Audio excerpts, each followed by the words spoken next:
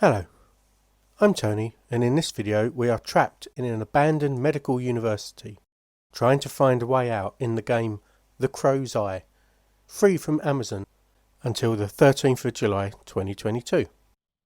This is a first-person puzzler, with many of the puzzles having been set for you by a mysterious character that broadcasts his voice over the speaker system. The guy is clearly a mad scientist, and is voiced in a very over-the-top way. The guy actually cackles at some points. He is used as a tutorial, explaining whatever you've just picked up and guiding you through how to use it in a surprisingly helpful way, considering that he appears to be responsible for trapping you here in the first place. The graphics are okay, nothing too amazing, though the higher quality levels were, as usual, too much for my poor old laptop, so I played on the fast video settings, which was fine for me. Mechanically, this is a typical first-person puzzler.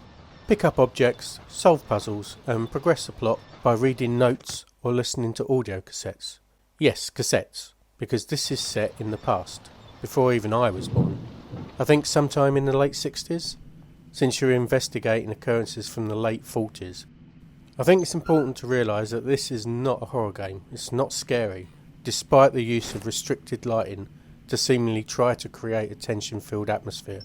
Game developers, just because you need to use a lighter to see, doesn't make it frightening or spooky.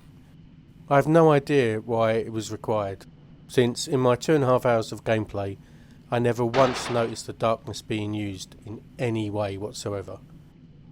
The crafting system doesn't really add much. It isn't much different to just finding whatever objects you need, because you get the materials just before you need them, so it really just adds an unnecessary step.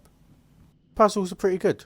I never really got stuck in a playthrough, bar the first time I needed to use some boxes, and I won't spoil it, but it's just something that I didn't think of at first. But once I got past that, it was all good. They're not like a breeze, but there's nothing that really got close for me having to look at a guide.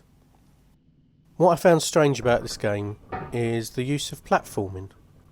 It's a bit clunky, and for people that just want a puzzle game, they may be put off by it because the sections were like not a cakewalk, cake jump, or piece of cake, whatever. It took me a few goes at some of them, and I'm okay at platformers, so they weren't like easy. I didn't really find the story all that compelling. I'm not going to spoil it, obviously, but it's not original, really. On the other hand, I played the game for a lot longer than I was intending, so that's a pretty good sign. I'm not sure if I'm going to go back to it though, which is a less good sign. I'd say the signs are definitely mixed. I'm going to give this a very lukewarm, give it a go. But only if you have an interest in first-person puzzle games and a reasonably good set of platforming skills. Now that I've escaped from the university, not by completing the game, I switched it off and voila, I'm no longer trapped. I'm off. So that's all from me. Thanks for watching, and I'll talk to you soon. Goodbye.